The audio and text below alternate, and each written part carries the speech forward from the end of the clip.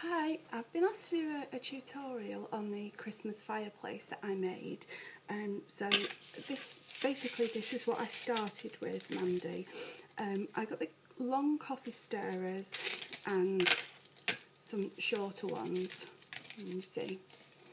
And the long ones are for on the side of the fireplace and the short ones are for on the top. And the first thing I did was just basically glue them together. So I found that three coffee stirrers gives a good sort of like definition from the fireplace itself.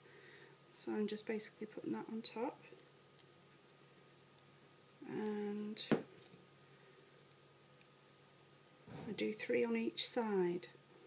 And I have these little clamps, if I can get hold of them, which are really good.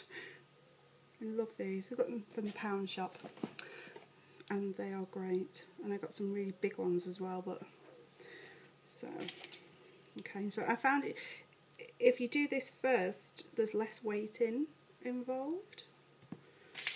So, oh, and the glue I'm using is this Collall, is it? Tacky glue. It's really good. But I mean, obviously you can use whatever glue you prefer, but I like this one because it really does bond very well.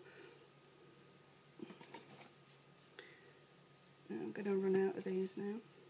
Luckily as well, this glue, it dries really quick. Oops. There we go, leave them to dry. Not going to be able to do these, am I? I've run out of things. Oh, I've got 2 more there. Right. Oops.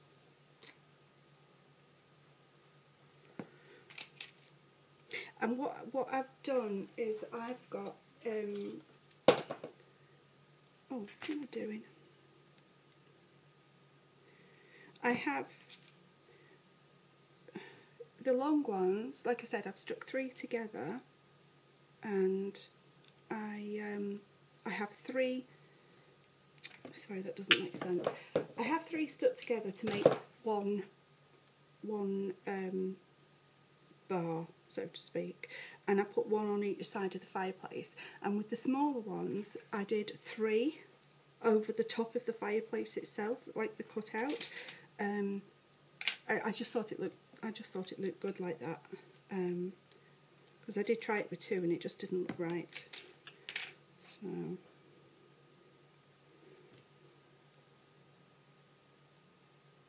I have to use my so I've got 3 of the smaller ones together.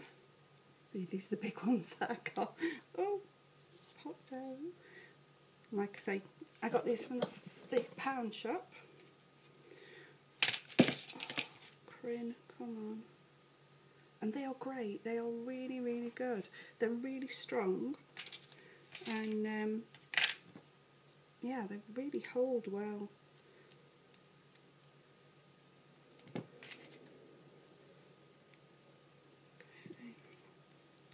Right, I'm not used to doing tutorials, so you'll have to excuse me if I don't explain things very well.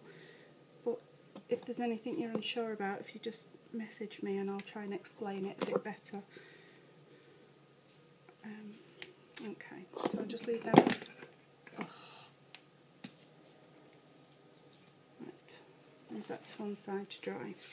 Okay, the next thing I had was a cereal box, and it's the smaller one of the cereal boxes, simply because I just thought the bigger ones would be far too big.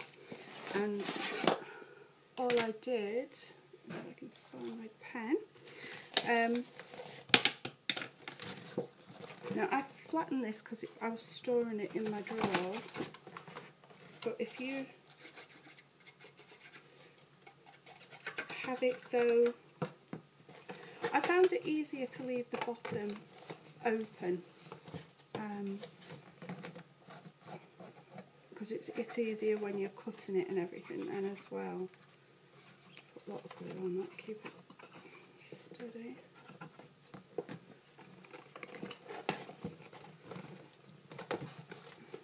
done this before. Sorry, told you I'm not used to doing this. And this one, Mandy, thankfully doesn't have any calculations or measurements at all. This was all done very, very simply. Unlike the other thing that you want me to do a tutorial for. Okay. I'm just putting my hand inside to press down the inside, make sure it's all connected properly and stuck together. That should do. Okay, now I'm going to cut this bottom one off at the front, the bottom flat. Oops.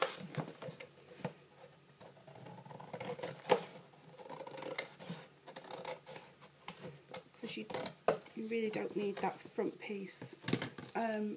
But I am keeping the back and the side bits on, and you'll see why in a bit.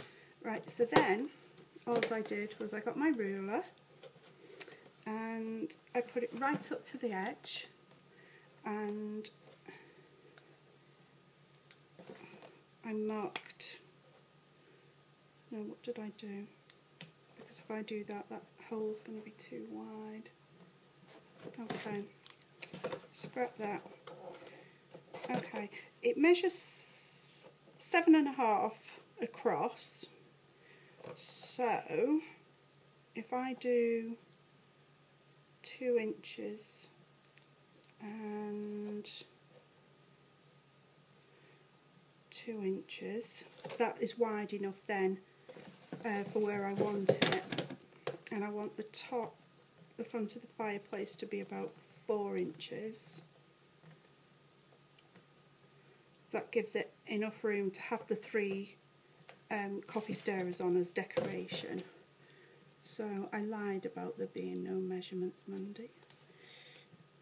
So about 2 inches again, and oops, line that up, and 2 inches again, and then draw my line. There we are. And draw my line here.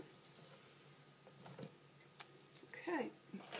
Now I'm not drawing a line across the top because I really don't want that to be cut at all, because I fold it back so it gives it a bit more stability inside. You'll see what I mean in a minute. And this tutorial is going to have to be done in a few bits, I'm afraid, because I can only do 10 minutes at a time on the recording thing. Okay, so when I've done that, I then folded this back this way, outside first, just to get the crease more than anything. And then I folded it inside, like that.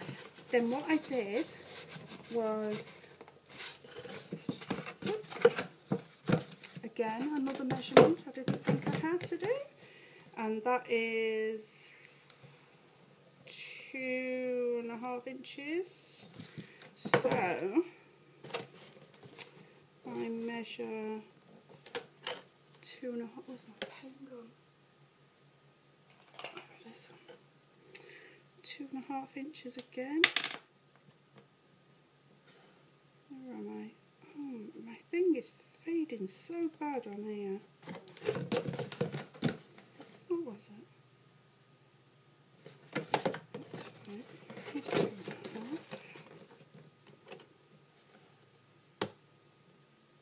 Just put a little mark where I need it to the width of the box again, because what I'm going to do is fold it along that line